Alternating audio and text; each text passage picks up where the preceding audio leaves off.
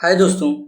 Albert Einstein और उनकी theories जैसे थ्योरी ऑफ रिलेटिविटी हमें हमेशा से ही बहुत अट्रैक्ट करती है, क्योंकि उससे हम लोग टाइम ट्रेवल जैसी चीज़ें भी इमेजिन कर लेते हैं।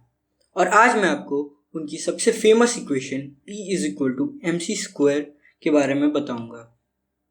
इस इक्वेशन का नाम मास एनर्जी इक्विवेलेंस है और आइंस्टीन ने अपने ओरिजिनल पेपर में इसे m=E/c² लिखा था। इसमें m रिप्रेजेंट करता है मास, E रिप्रेजेंट करता है एनर्जी और C रिप्रेजेंट करता है स्पीड ऑफ लाइट को। हम लोग कई बार इस इक्वेशन की गलत मीनिंग भी निकाल लेते हैं, जैसे मास एनर्जी में कन्वर्ट हो सकता है, एनर्जी मास में कन्वर्ट हो सकता है। पर हम लोग इसे ऐसे भी समझ सकते हैं कि मास एक प्रॉपर्टी है जो कि अलग अलग एनर्जीज मिलके शो करती है। इसे हम लोग एक एग्जांपल समझते हैं। अर्थ अपने एक्सिस पे रोटेट कर रहा है, जिससे अर्थ पे रखे हर एक ऑब्जेक्ट में काइनेटिक एनर्जी स्टोर होती है।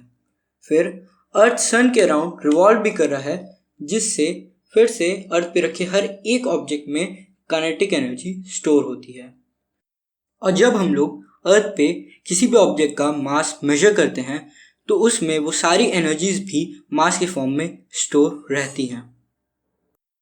हम लोग को मास के बारे में कई और चीज़ें भी बताई जाती हैं, जैसे मास हमेशा कांस्टेंट रहता है, और दूसरा ये कि एक ऑब्जेक्ट का मास उसको बनाने वाले छोटे छोटे कंपोनेंट्स के मास की सम के इक्वल होता है, जो कि पूरी तरह से सही नहीं है।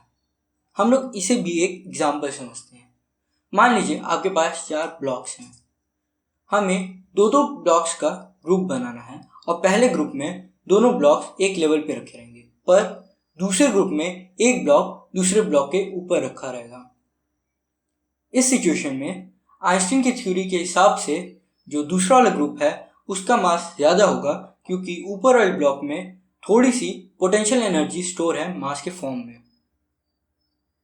पर जब हम लोग उस एनर्जी को c² से डिवाइड करके मास निकालेंगे तो इतना कम होगा कि हम लोग ये कह सकते हैं कि दोनों सिस्टम का मास इक्वल है।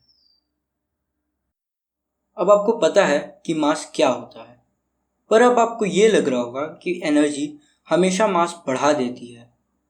लेकिन अगर हम लोग एक एटम को देखें तो उसका मास उसको बनाने वाले इलेक्ट्रॉन, प्रोटॉन और न्यूट्रॉन के मास के सम से कम होता है। ऐसा इसलिए होता है क्योंकि एनर्जी निगेटिव भी हो सकती है। अगर एक इलेक्ट्रॉन प्रोटॉन से इन्फिनाइट दूरी पे है तो उसका पोटेंशियल एनर्जी 0 होता है, और जब वही इलेक्ट्रॉन प्रोटॉन के पास आ जाता है तो उसकी पोटेंशियल एनर्जी घट जाती है और निगेटिव हो जाती है। पर एक एटम में इलेक्ट्रॉन के पास काइनेटिक एनर्जी भी होती है, और फिर भी उसका मास कम होता है। ऐसा इसलिए होता है क्योंकि पोटेंशियल एनर्जी इतनी ज़्यादा निगेटिव होती है कि जब हम लोग उसमें काइनेटिक एनर्जी ऐड करते हैं फिर भी वो निगेटिव ही रहती है। तो अब आपके लिए एक क्वेश्चन। अगर आप फर्स्ट फ्लोर पे खड़े हैं और वहाँ से आप सीढ़ियों से सेकंड फ्लोर पे चढ़ के जाते हैं तो आपकी पोटेंशियल एनर्जी बढ़ जाती है, और आपको ये बताना है कि इसका आपके मास पे क्या इफेक्ट होता है। तो अगर आपको ये वीडियो पसंद आया तो प्लीज़ लाइक करिए, सब्सक्राइब करिए मेरे चैनल स्मार्ट एस स्कूल को, और कमेंट करके अपना आंसर बताना मत भूलिएगा। Thanks for watching.